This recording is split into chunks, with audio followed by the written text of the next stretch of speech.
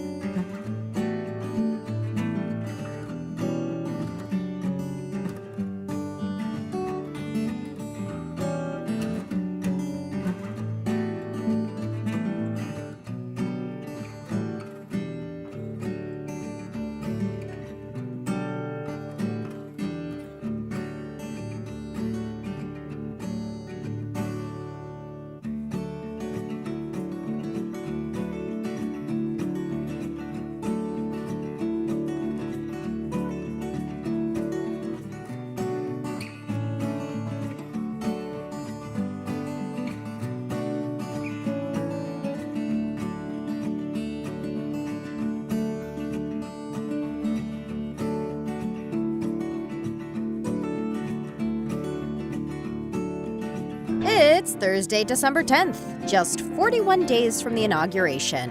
And we also want Melania to just go home. Today on Vote for America, we'll be talking with the Lincoln Project's own Zack Czajkowski, George Conway, and John Sipher. And now our host, Lincoln Project co-founder Jennifer Horn.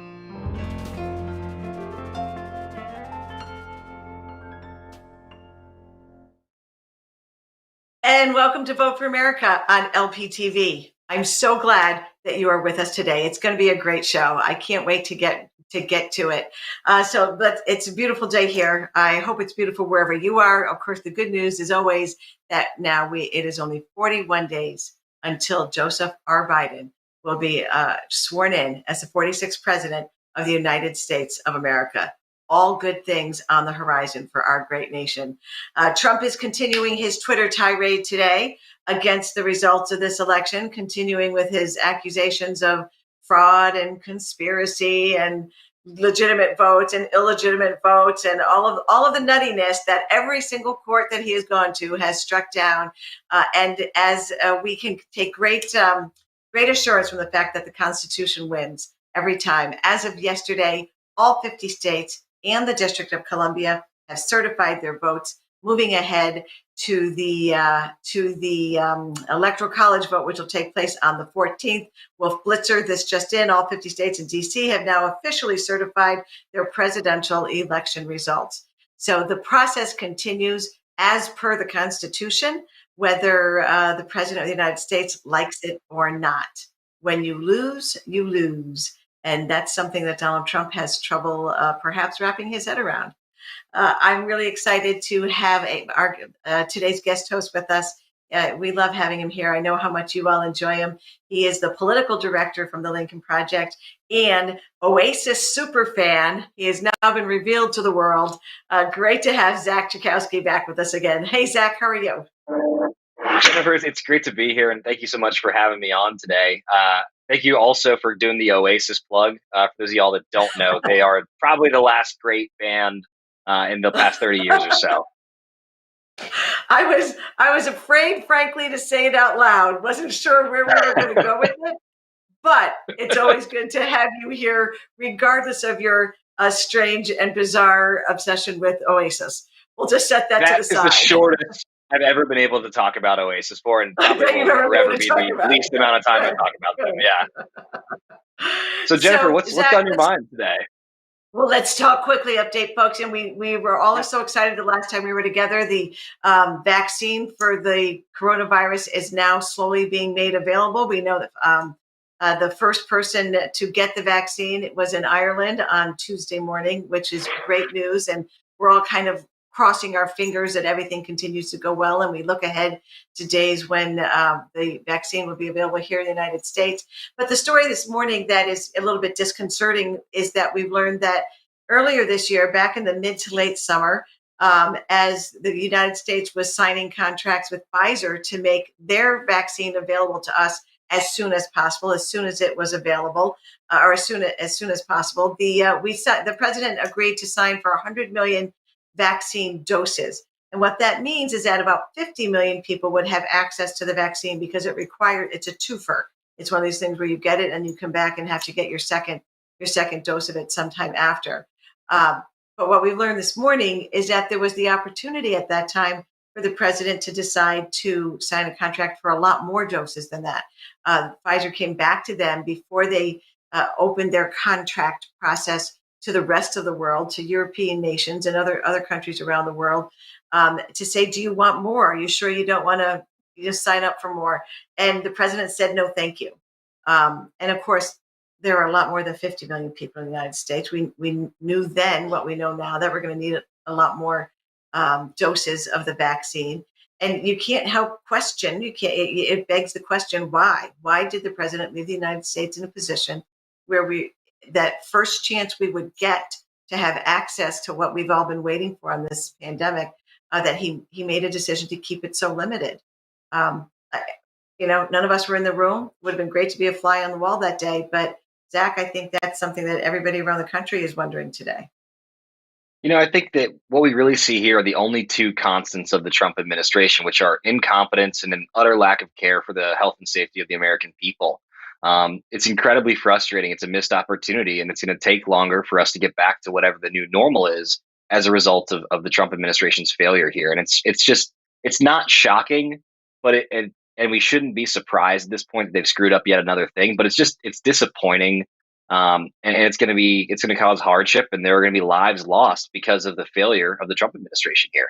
And so this also is emblematic of the future. The damage has been done so severely that his impact will be felt for years to come in many different ways. And this is going to be one of them in the short term. Well, and the impact, of course, is we're on track to cross over the 300,000 lives lost mark sometime in the next couple of weeks. Very close to that now. I shouldn't say a couple of weeks. Frankly, it could be a lot sooner than that. So when you talk about the long-term impacts, the loss that our country is suffering, and individuals, families, mothers and fathers and children and grandparents, that's the loss, that's the impact this is going to have on families for decades to come. People whose lives were lost too soon unnecessarily.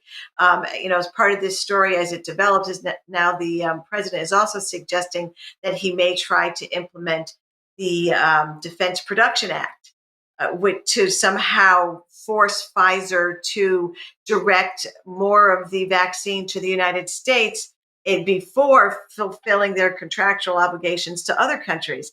He had the opportunity to put, as he says, America first, and passed on it for what we can only guess were political reasons at the time.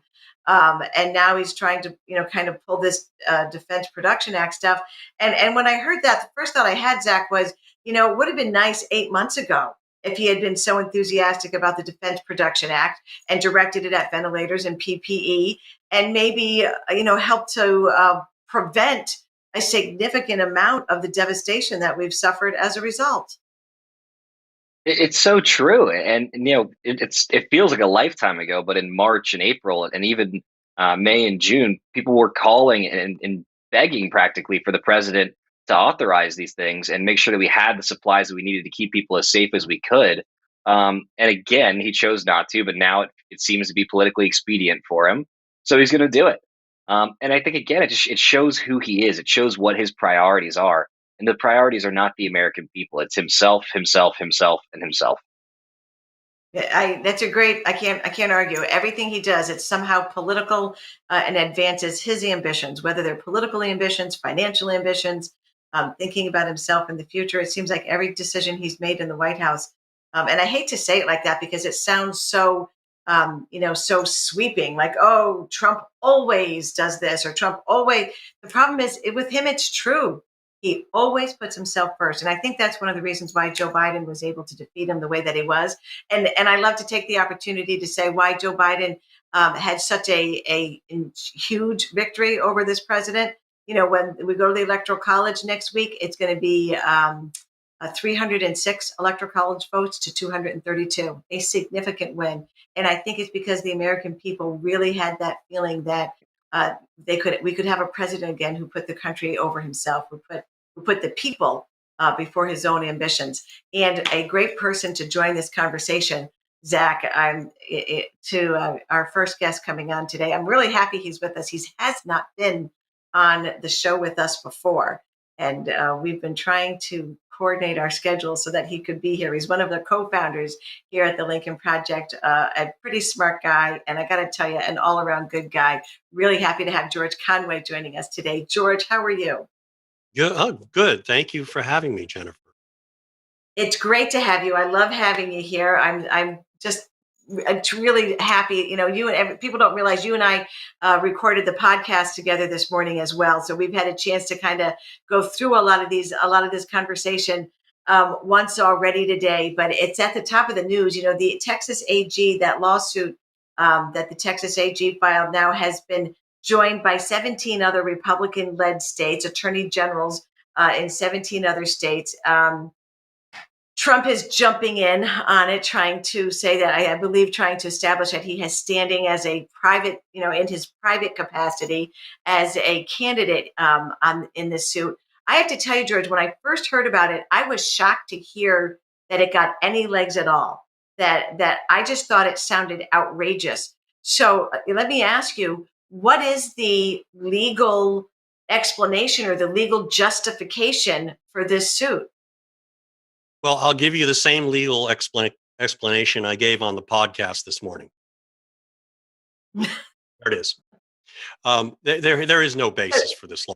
It has multiple flaws. In fact, I just wrote a piece that's about to come out in the Washington Post on it. First of all, there is no basis for allowing one state to sue another state for the other state's administration of its elections. The Constitution allows states pretty much a lot of leeway to do things as they see fit, as long as they don't discriminate against people and as long as they're consistent with the Constitution. The notion that one state would have standing to bring a suit against another state for that is just, there's no precedent for it, and it would create essentially a free-for-all every 4 years when you have the red states suing the blue states and vice versa, and it would be just an unfathomable mess. The other problem that it has is that it was brought in the Supreme Court of the United States. Now, the Supreme Court can, if it so chooses, hear disputes between states, but it exercises that jurisdiction and its very limited original jurisdiction very sparingly. In the kinds of litigations that it handles between the states usually involve things like boundary lines, and when a river shifts course over a series of decades, that might it might mean that the boundary between two states might be unclear, or there may be some historical issue about the boundary that hasn't been resolved. The other one a common source of litigation is riparian rights. The question of how much water, for example, states can take from the Colorado River. And what's unique about those cases is that they are cases that really can only be resolved between states and not by private parties who might have parallel interests. And in this case, the elite Kraken strike force legal team that Trump has actually shot itself in the foot, at least as a technical matter, by seeking to intervene as a party in the Supreme Court. And what that shows is that it's an admission that this kind of dispute, to the extent there would be any merit to it, which there isn't, the issues that are raised could be litigated by private parties such as Trump himself or his campaign, and in lower courts, which in fact it has been over the course of the last 6 weeks or so, Right. 5 weeks. And the record, I think, according to one count, according to Democratic election lawyer Mark Elias's count, right now is 1 win and 55 losses in those cases. They simply don't have any. They never got any traction because, as one Trump appointee on the Third Circuit pointed out in a devastating opinion, there's just no evidence in support of the speculative claims that the Trump campaign and its allies have been bringing. Which gets you then to the merits of what they've done in the Supreme Court. What they did in their proposed complaint in the Supreme Court was essentially take every kind of allegation that has been thrown about in litigation from Philadelphia to Carson City by the Trump campaign, by by legislators who are suing, by voters who are suing, Republican voters, Republican legislators, and Sidney Powell and Rudy Giuliani, and all the garbage that they have been throwing out, and just putting it into a Cuisinart and then pouring it into a legal brief. And it is just absurd to give one. They talk about Dominion voting machines. They talk about ballot dumps in the middle of the night, all this garbage. And they also make this crazy argument that, hey, because Trump was ahead at 3:00 in the morning on November 4th, there was a 1 in quadrillion chance that he was going to win Pennsylvania, Wisconsin, Michigan, Right. and Georgia. That is crazy because it assumes that mail-in vote, the distribution of Republicans and Democrats in mail-in voting and in-person voting is the same, which we know pollsters have been showing for months was not the case, that Democratic voters and Democratic-leaning voters were far more likely to vote by mail or absentee. And it also assumes that, that there are just as many Republicans and Democrats in Philadelphia and as in Lancaster, or Detroit as in Right. Grand Rapids, which is crazy. Anyone who's ever watched an election knows that, hey, well, has seen reporters saying, well, we can't call the state of South whatchamacallit because the county of X, which is heavily Republican, hasn't come in yet, and it has 100,000 votes, and it's just too close to call. We know these votes come in a lumpy fashion. There's nothing unusual about it. And in fact, it was absolutely expected in this election that there would be a late surge in certain states where the Republican legislatures had prevented the pre-election day counting of mail-in votes. Bottom line, when you read that brief that they in their complaint in support of the Texas action, you say, do they really think the Supreme Court is that stupid? And the answer is they're not. And the opposition briefs are due from Pennsylvania, which has already filed its brief, and Michigan and Wisconsin and Georgia, they're due in 13 minutes. And we're going to see the response. And as soon as the Supreme Court sees these responses, I'm sure they're going to act quickly to dispose of this case in some fashion. There is no chance, zero chance, that the relief that the state of Texas is seeking could ever possibly be granted. What they are literally asking for is that the votes of 4 sister states, Pennsylvania, Wisconsin, Michigan, and Georgia, not be counted. Literally, those are the words, that they are invalid, unlawful, and that they should not be counted. Disenfranchising how many millions of voters who cast ballots in those 4 states?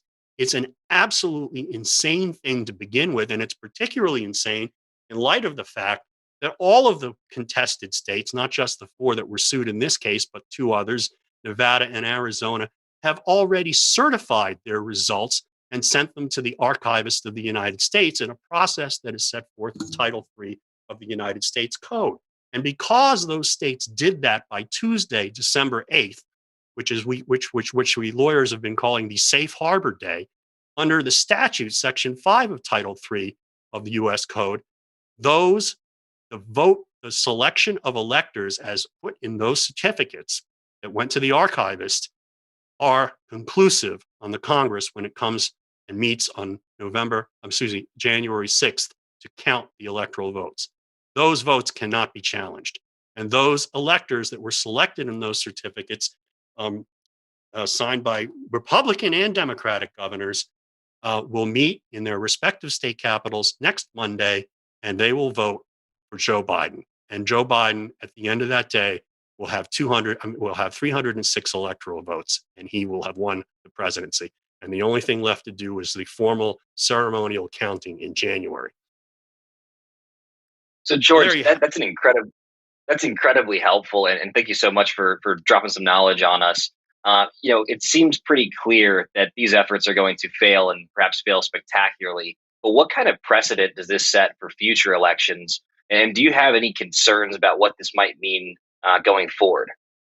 Well, I'm both heartened and disheartened at the same time. I'm heartened that, as I had previously thought before the election, that the voting processes and the courts would work properly, that the election officials would act honestly, that they would act on a nonpartisan basis, and the courts would act similarly. And they have done so with flying colors. We have, Republican governors, Republican secretaries of state who are doing their duties and getting a lot of heat for it. And we've had Republican judges throwing these cases out left and right, particularly the one that came out of the Middle District of Pennsylvania, went up to the Third Circuit with that devastating opinion written by a panel of Third Circuit U.S. Court of Appeals judges who are all Republican, 2 George W. Bush appointees and 1 Donald Trump appointee, the Trump appointee writing the opinion that just basically says, you got nothing, guys. So I'm very heartened by that.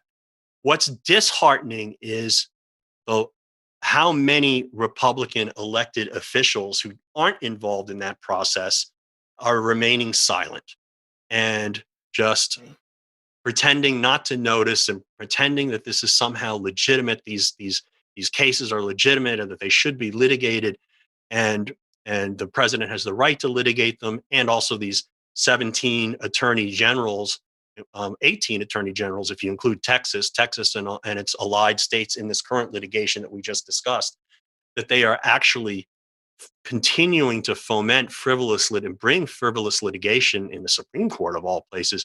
That's been very disturbing.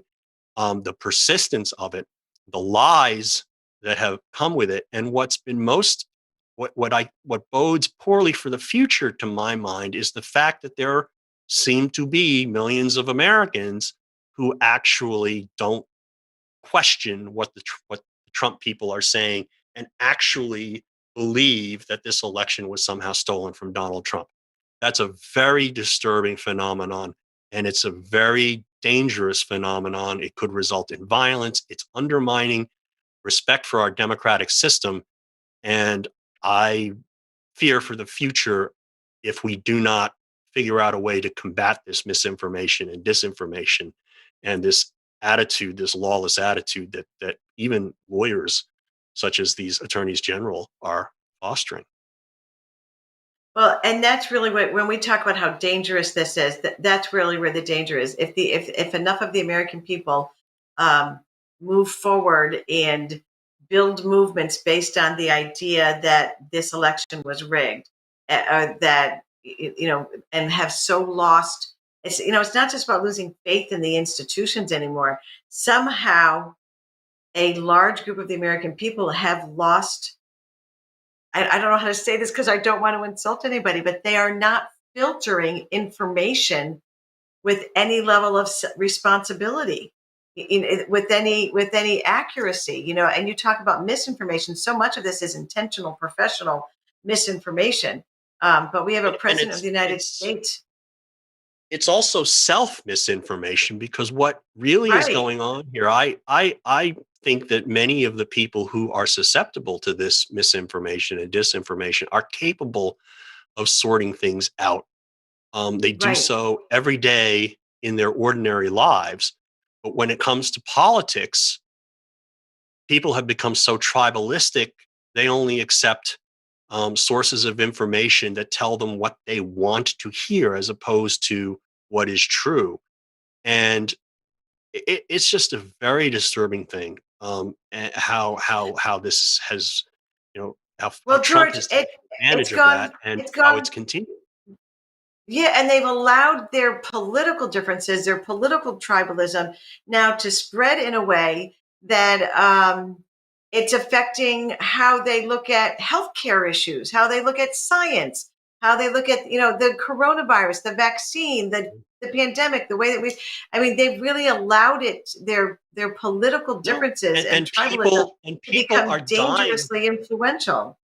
and people are dying because of it. I just actually texted you before we went on. I saw this news story on Twitter about the current um, new speaker of the House of Representatives of your home state, New Hampshire. Yes. He died of COVID, and the Attorney General of New Hampshire sent around a memorandum, basically saying that announcing that. And it's just, I mean, it basically, they're causing their own deaths. It's crazy. Right. It is, and that's a tragedy. Yeah. Speaker Dick Hinch had just been elected the Speaker of the House, and I had not seen just before we went on the show that they have officially announced that's what it was, and confirmed that it was suspected. And there's a whole long story behind it too that we could go into. But the bottom line is that it's tragic. It's Yeah. tragic. Another life lost. A man who was so respected and contributed so much to the community, in New Hampshire, tried to do so much for his state. But the degree to which across the board, so many Republicans are allowing their need to defend the president for whatever reason to become dangerous in their own lives, Yeah. it's quite extraordinary to Yeah. see.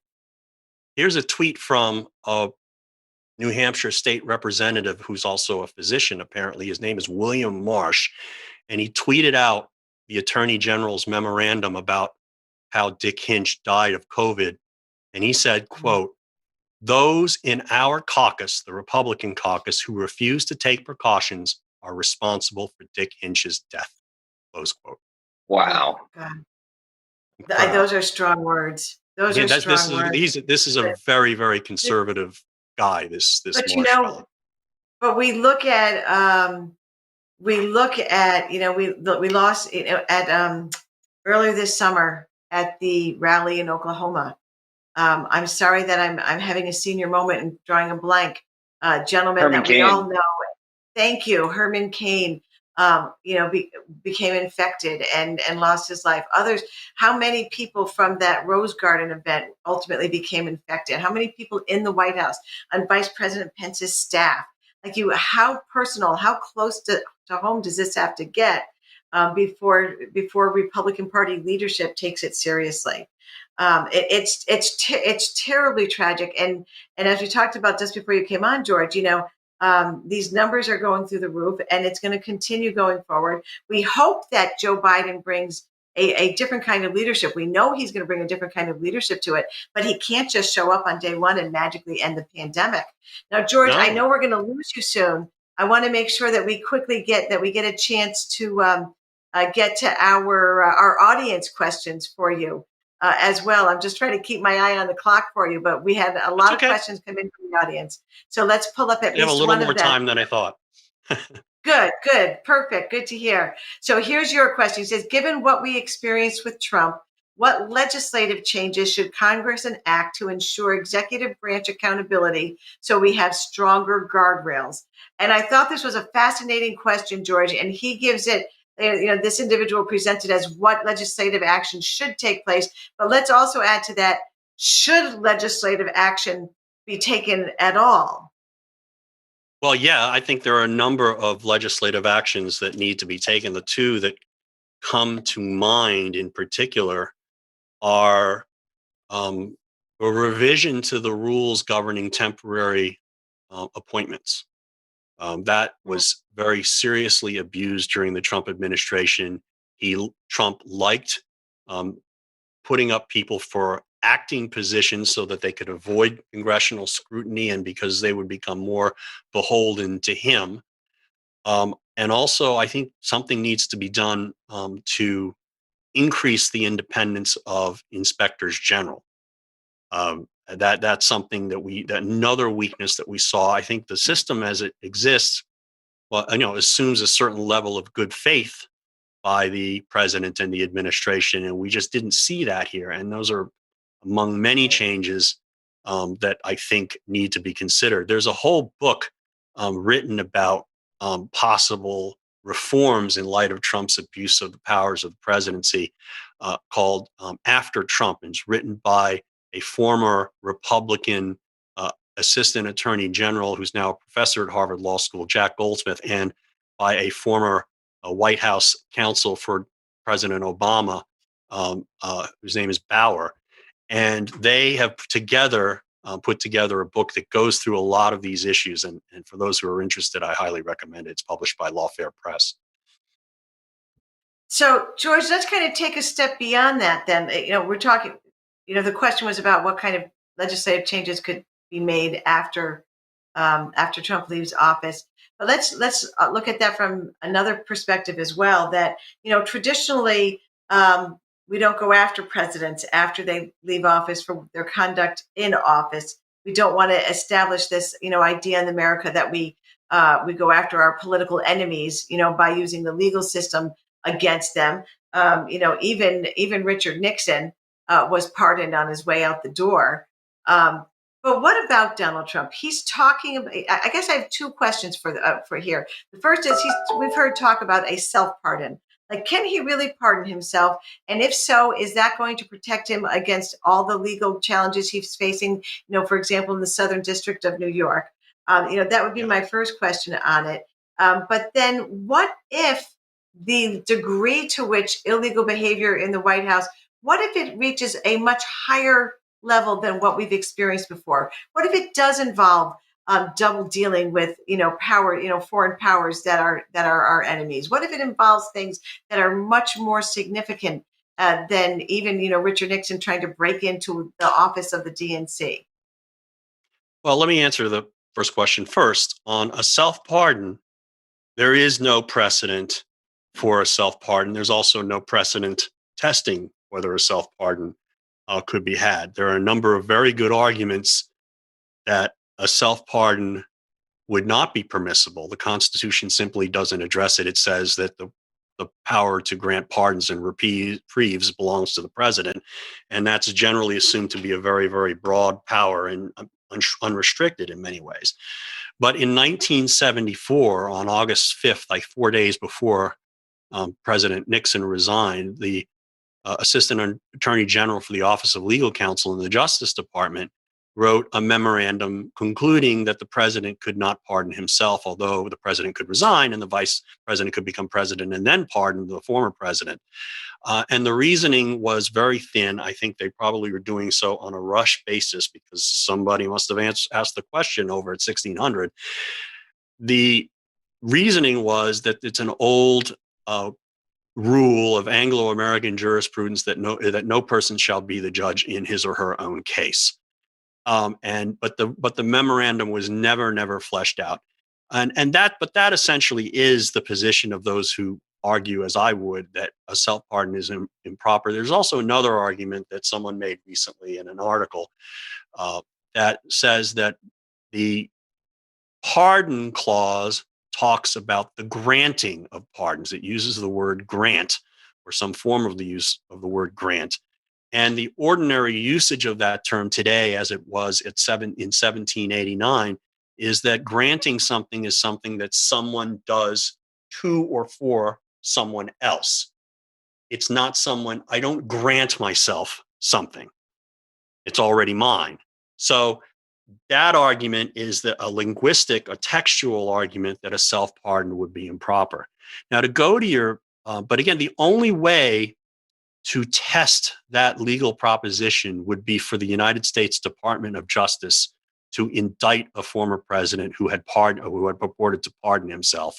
And then the former president, with his self-pardon, would then have to file a motion to dismiss the indictment before a district court. And then that would get litigated in that court, and certainly the Court of Appeals and probably the Supreme Court. Now, to go to your broader question of, well, what about, the depth and extent of the malfeasance and how we should take that into account in dealing with Trump in the aftermath of his administration, I believe that there is a strong basis for treating Trump differently than, say, Richard Nixon. Not that Nixon was an angel by any means, and not that he didn't violate the law, but as you point out, his misconduct and malfeasance related to one thing.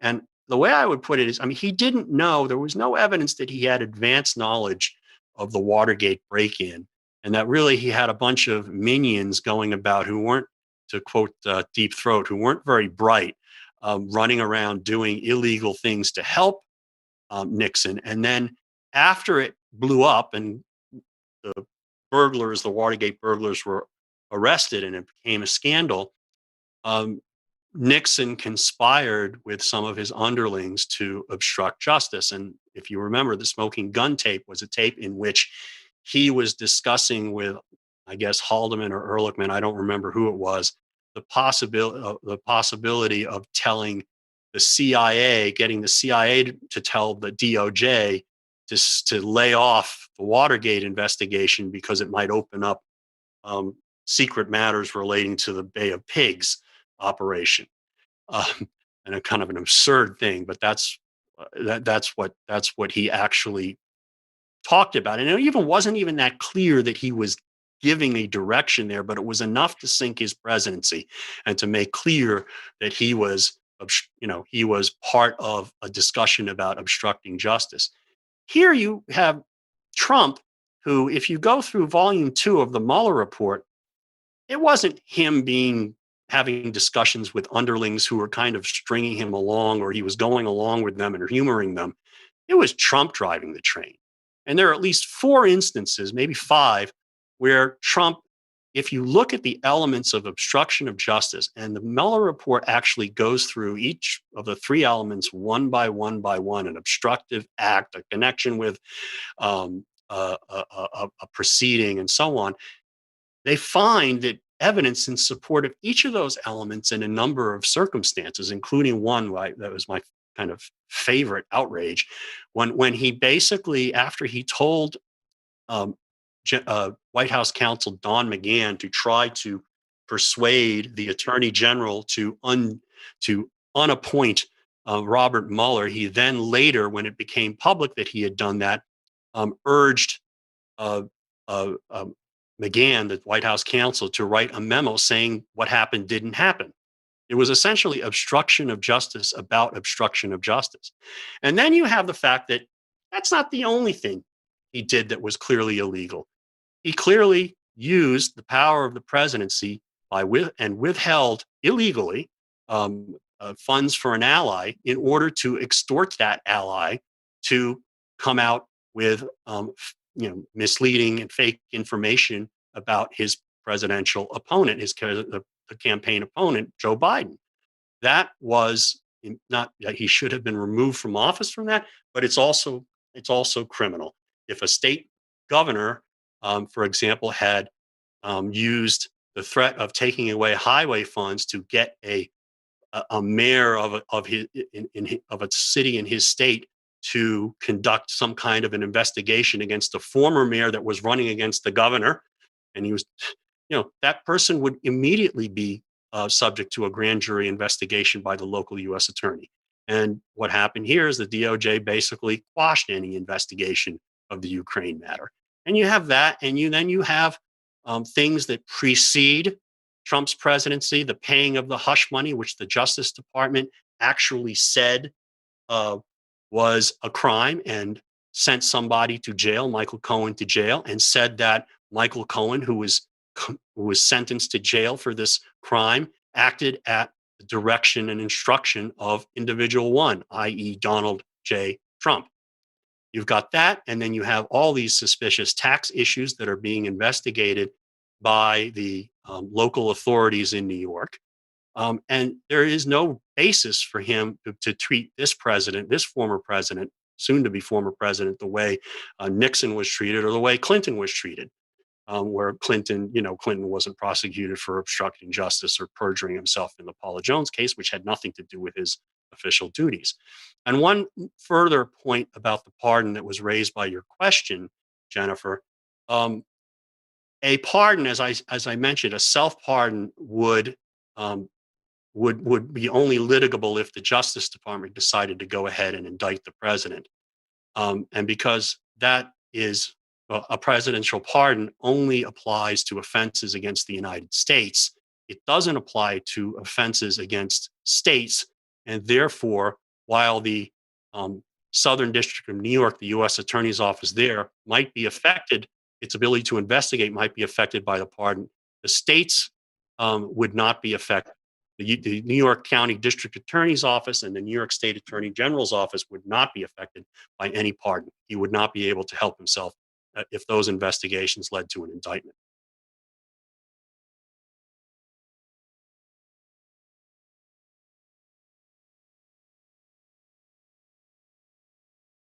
I think I've lost you. George, I think we might have lost Jennifer. We just want to say thank you so much for coming on today. This has been incredibly helpful. So we can't tell you how much we appreciate it.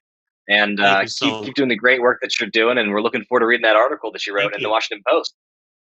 It's actually up right now. So go to the opinion page of the Washington Post and you can read my taking apart of the Texas lawsuit. Looking forward to it. All right. Do we have Jennifer back? I know we lost her audio briefly. Jennifer, can you hear us? Can we hear you?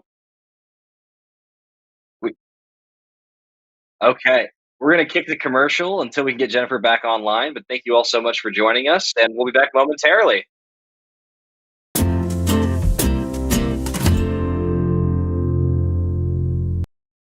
The end is coming, Donald. Even Mike Pence knows.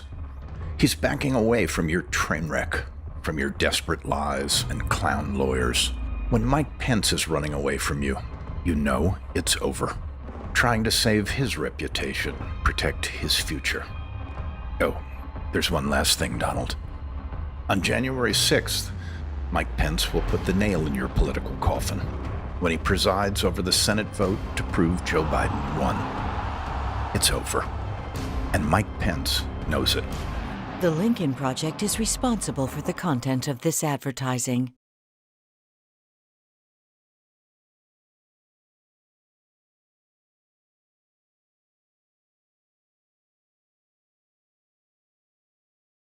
And welcome back to Vote for America on LPTV. Hopefully, everyone out there can hear me now. We apologize. Every now and then you have a little glitch. This is what happens, not just in live streaming, but live streaming from home with people who are not necessarily as technically clever and advanced as we would like to be out in the real world.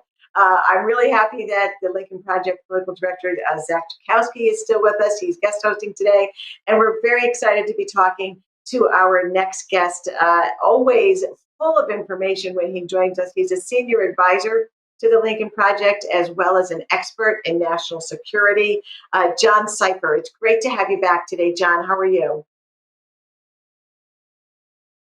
It's great. I'm great, and I'm just particularly happy that you're here with us today. So, John, I'm a little off kilter from having gone through that little technical glitch a second ago as we were going off the air. Let's talk a little bit about national security, and looking at Donald Trump in particular.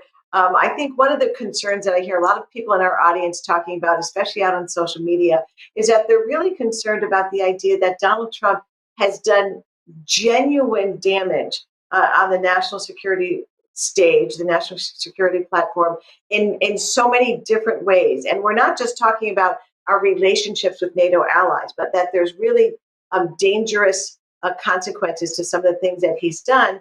And there's kind of this expectation that on January 20th, we'll have a new president and all that goes away like magic, with, President Biden, Vice President Harris. But that's not really how it works, is it?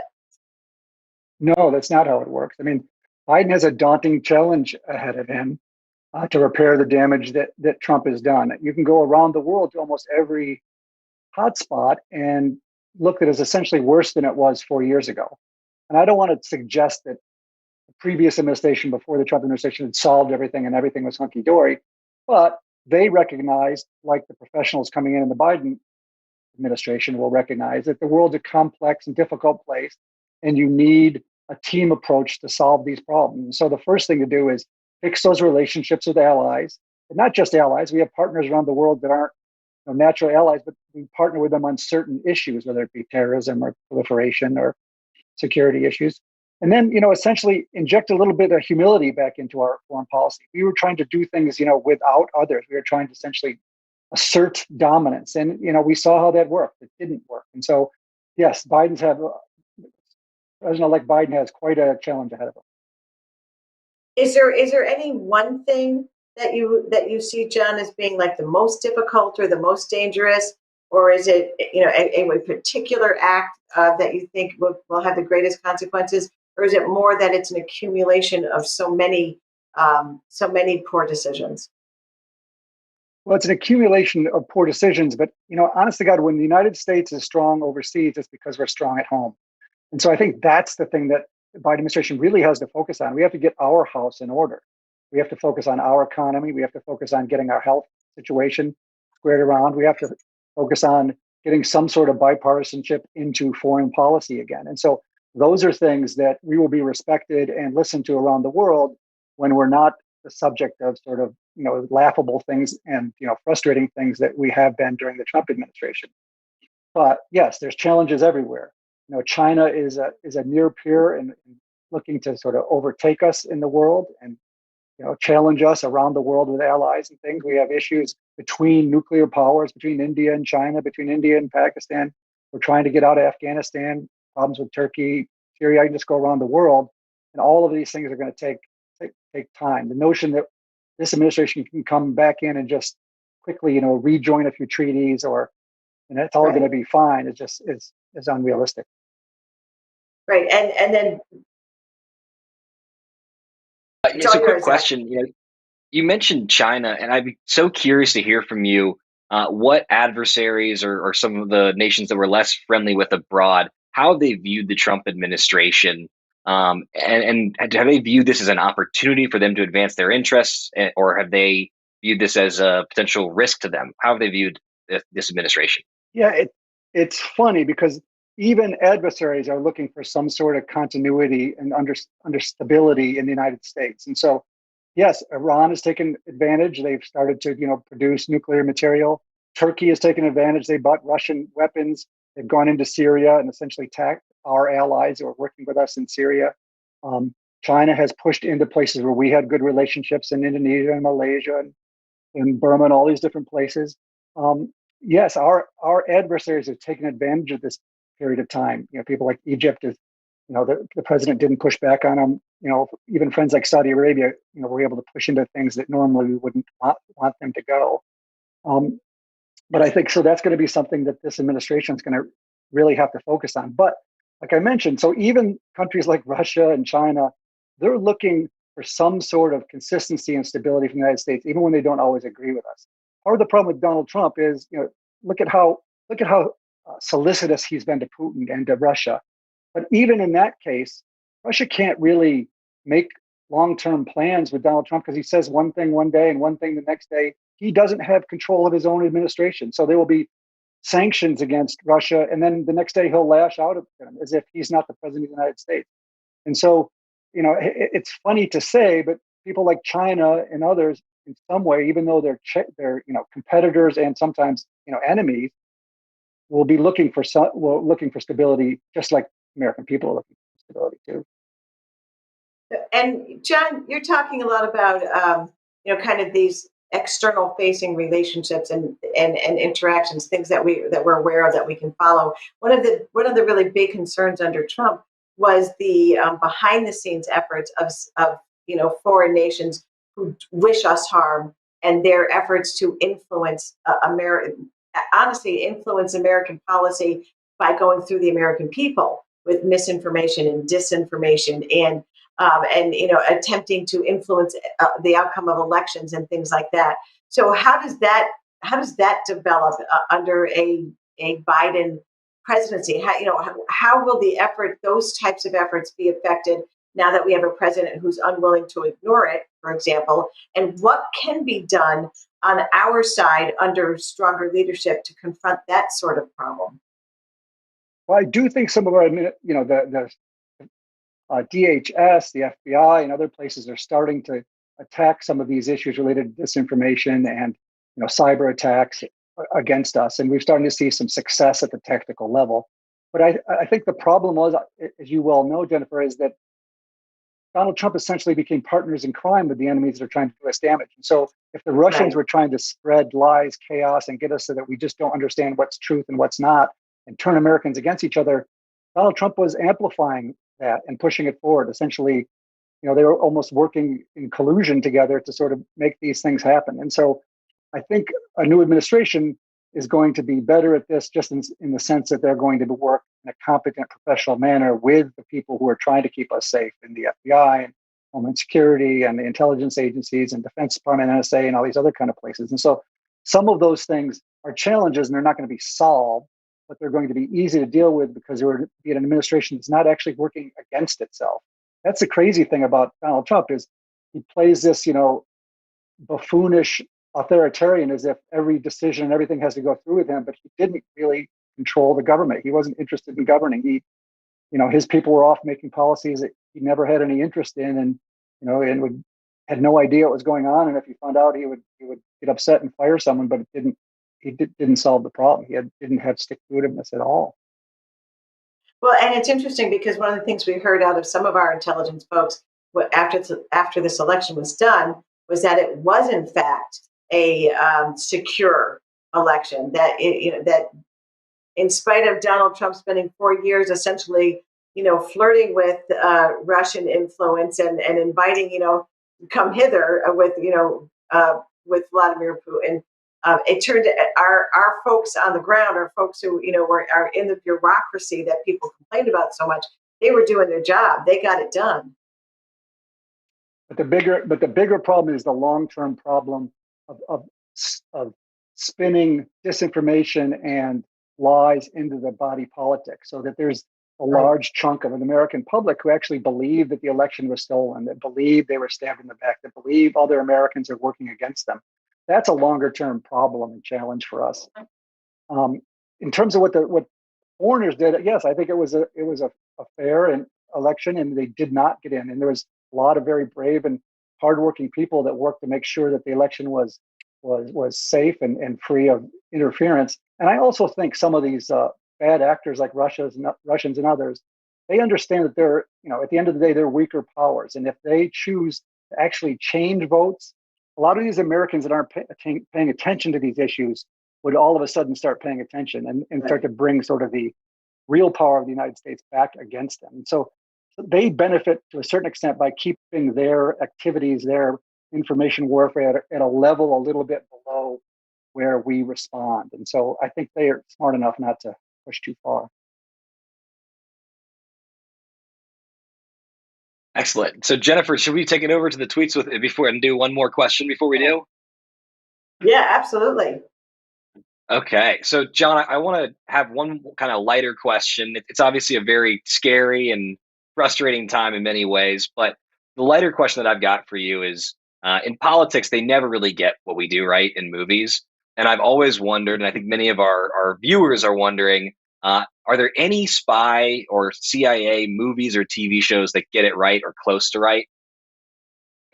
Well, I have a production company who's trying to do this exactly. So wait for a couple of my films to come out, and we'll try to get it right. Um, yeah, it's really interesting. I think what's happened is espionage films have moved into sort of the thriller category. Therefore, everything is sort of car chases and shoot 'em up and explosions and stuff. And real spying, in some ways, is actually more interesting. And I'm surprised that good writers don't jump on it because it's the stuff of sort of literature. It's betrayal and trust and these type of issues put in sort of the into the high stakes of international national security issues and stuff. And so there's shows like The Americans, which is sort of crazy in terms of the amount of murders that happen in Washington and stuff. But the tradecraft, the way that the Russians think about how they commit espionage in the United States and use cover and disguise, that stuff sort of, it's true. Homeland, silly, but some of the feeling when they're working overseas in places like Pakistan and Afghanistan, and sort of the tension there, pieces of that ring true. But most of us, who sort of came from the espionage intelligence part of the world, we tend to still like the old fashioned sort of Le Carre novel type of issues, a little bit slower, a little bit more sort of spy versus spy type of stuff. Very cool. Very cool. All right. Jennifer, are you time for the tweets? So, yeah, Jack, call for the tweet. Okay, let's get them up there. You got to read them for me. I can't see them. John, how much danger are we in because of the Trump administration's blockage of pertinent information from the transition team, specifically from the Pentagon? Yeah, I think that's a very good question, and it's a serious concern. I think we are lucky in the sense that the Biden administration is essentially able to reach in to worldwide experts and able to reach back into an administration only 4 years ago that had people working on these very issues. And so it would have been worse if we had a new president sort of in the style, maybe not like Donald Trump, but it was coming from the outside and didn't have decades of experience working in Washington and working on foreign policy and national security things. So I do think Biden is getting lots of good advice, even if it's not coming directly from intelligence agencies or the Defense Department. And my understanding is they're starting to move in that direction. So it's more just the continued embarrassment of how the Trump administration is unprofessional and not serious than it is, I think, will be causing us long-term damage. I don't worry too much about that. I feel better whenever John Sipher says, "I don't worry too much about that." So that's good to hear. We have a lot of. That's what I'm sitting here on my place with a whiskey. John, I noticed you were drinking, and I was going to just assume it was apple juice. But when you say you're not worried, I don't worry. So we have a lot more questions for you coming in from our audience. Let's look at the next tweet. So, John, and I got to say, this one kind of hit me as a Marine mom, because this has been an issue that I have not made peace with yet. I hope I never make peace with. The question for you is, how soon will 46 get resolution on the Russian bounty issue? I remain to this day, John, stunned and furious the degree to which the Republican Party and Republican leaders have remained silent on this. That Donald Trump allowed this to happen doesn't shock me, unfortunately, but that Republican leaders have tried to sweep this under the rug is infuriating to me. What can we do? How should Joe Biden respond? Well, the United States has not pushed back against the Russians in a serious way. Essentially, it's pushing back so there's enough pain on Putin so that he doesn't take some of these actions. Now, they've been doing these things around the world. It's not just against our soldiers. They've been assassinating people in Bulgaria and Germany and Britain, as you remember, and other places. They've been, when our airplanes fly and our ships are out at sea, a lot of times the Russians push the boundaries and try to, go after against them. There's probably a lot of places around the world where they're trying to do anything they can to harm and hurt us, to include, violence. They're putting money and support to violent groups in Europe and in the United States, as well as spreading disinformation, those type of things. And so, I think this administration is going to have a real, strong talk with Vladimir Putin and put our money where our mouth is in terms of, we cannot continue to treat them like they're a normal partner on the international stage and let them come to these international conferences and let their foreign minister come around and stay in fancy hotels. We have to push back against their dirty money. We have to push back against, them hiding their money around the world in our banks, using our legal system. The fact that, the kids of the people in the Kremlin going to our universities. There's lots of places where we need to push back, and places that make it clear to them that we're serious, that this needs to stop. Because at the end of the day, we are a much larger, more important power, and our allies are also, quite wealthy and quite strong. And if we work together against Russia and push back, I think we can have some effect. It just made my head spin to hear you say the children of the people in the Kremlin are at our universities in the United States. That's crazy. That is insane. There are more questions out there. We don't like to push back against, people's families. We don't like to push back against these things, money and people using the Western system. But if they're going to continually be abused to undercut us, and then we need to start thinking about other ways to push back. Yeah, absolutely. Totally makes sense. Absolutely. So I think we've got a few more questions for you, John. So let's pull up this next tweet. Sure. All right. So what steps can be implemented to mitigate Trump sharing state secrets? And that, I think, is on a lot of people's minds, because, man, does that feel in character for him. I'd like to think that he never paid enough attention, or doesn't have enough attention to remember the details of the secrets he's been told. But there's not a lot you can do. And in fact, former presidents oftentimes get security briefings. I don't know if the Biden administration has the ability to push back against that, or they will. I don't know what Donald Trump's intentions are. Certainly his goal seems to always be making the most money for himself. And so he will probably be trying to do deals and sharing information that get himself better business opportunities overseas. But I think that's a legitimate concern.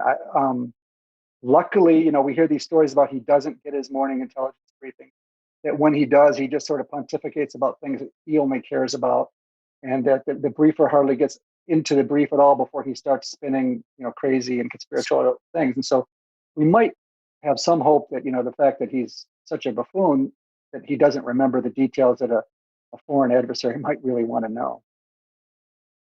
Yeah, trying to figure out what's more dangerous, an informed Donald Trump or an uninformed Donald Trump. How does that go? John, we have one last question for you from our audience that we're going to bring to you today. What precautions are being taken to ensure that those with access to classified documents won't trade them for asylum in a country with no extradition treaty with the United States? And this person finishes by saying, "You know who I'm talking about," which sounds very conspiratorial in and of itself. The problem is I can think of 16 people right off the top of my head. Well, we've seen in recent years, everybody from Edward Snowden to Chelsea, that we're able to, take, millions in certain cases of documents and things, electronic, and pass them on. So this is an issue. Sort of modern day spying is something that is really empowered by the technology. But at the end of the day, the things that the tweeter there is talking about, that's treason and that's espionage, and the FBI and others will be watching those things closely and be able to try to put together. It's hard for me to imagine that anybody's going to be looking for sort of overseas hideouts and that type of thing. It's possible, but the FBI is a professional counterintelligence service, and they track people for years and decades until they can eventually get them. So let's hope, that some of these people are smart enough not to play that game, because at some point they'll end up in prison. Or let's hope that Fingers the right people end up in prison. That's another way of looking at it. Let's hope that the right people end up where they belong.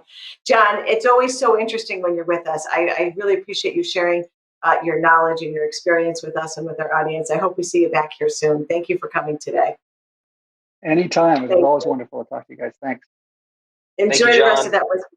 Enjoy the rest of that whiskey. Oh, great. And Zach, the guest host, has the red cup. Just what we need. It's an Arnold Palmer, I swear. There's nothing that exciting in here. It just looks goofy.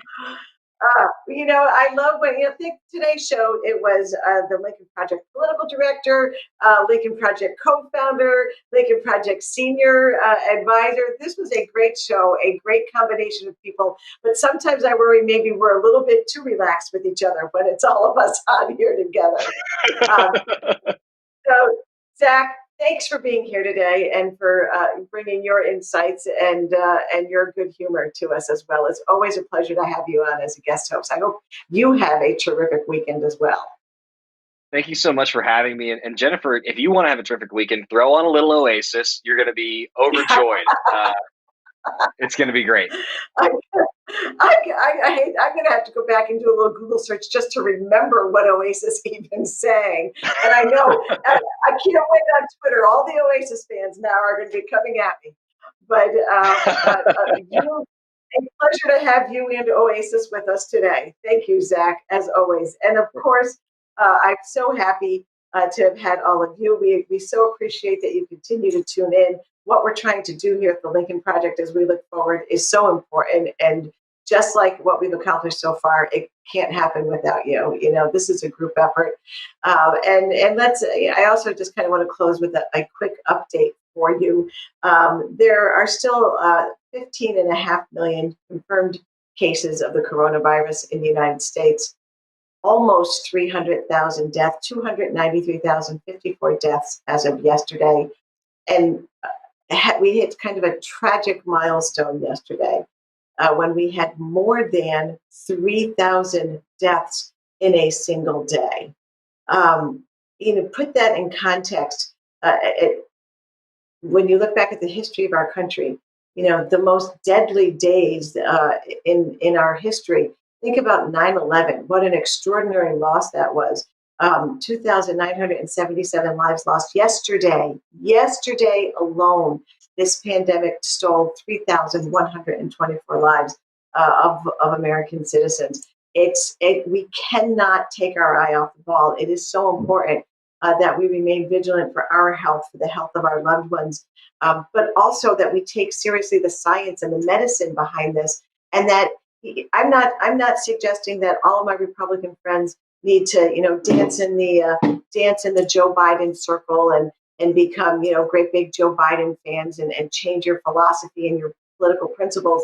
But we need to come together as a country and support this new president and our vice president when it comes to fighting the pandemic and making sure that we have the resources that we need and that we're keeping our people safe.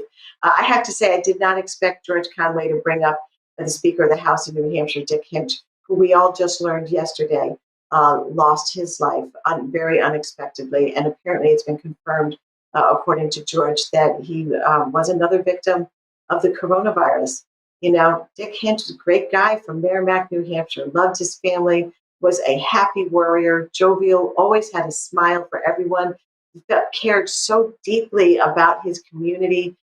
He saw politics as public service, very much as I did, but has become then another victim to this horrible pandemic and a victim in, as everyone else, unnecessary, preventable. It didn't have to happen. My heart goes out to Dick's wife, Pat, and to his whole family. It's a tragedy, and to all the people who loved him so much. And my hope certainly is that as we go forward, these numbers will start to come down. And that will only happen if we all take it seriously and we all engage in the necessary conduct to push it back. So I do wish you the very best. I hope you have a wonderful weekend. I look forward to seeing you back here next Tuesday at 2:30 at Vote for America on LPTV. The end is coming. The end of the noise and lies. The end of the chaos and division. The end of the hate. In its place, a new America is ready to stand tall again, ready to restore the goodness in the heart of our nation, ready to put people before politics, ready to lead, to innovate, to grow, to heal. It won't always be easy. There are tough times to come. COVID to be defeated. An economy to restore.